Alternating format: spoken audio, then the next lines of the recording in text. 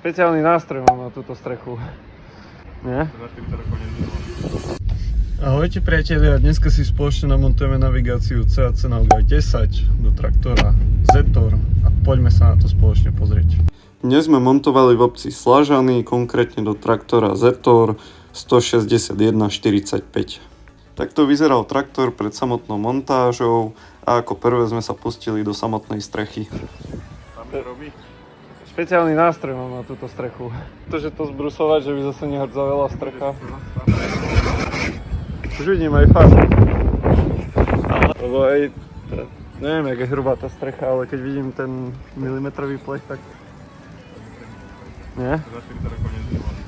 Takto vyzerala finálna strecha po montáži a následne sme si upevnili gyroskop a tuto už môžeme vidieť samotnú namontovanú navigáciu.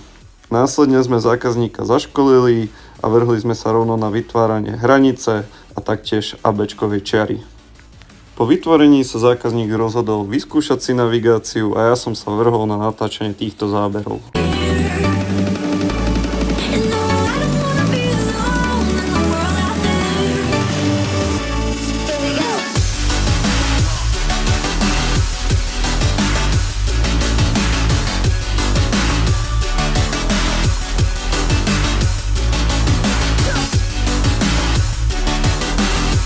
Na záver si už môžeme všimnúť samotnú vytvorenú hranicu s ABčkovými líniami.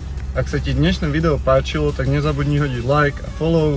A ak by si mal záujem o takúto navigáciu, tak neváhaj a kontaktuj ma na tomto telefónnom čísle alebo na tomto e-maili. Ja sa s vami lúčim. Ahojte.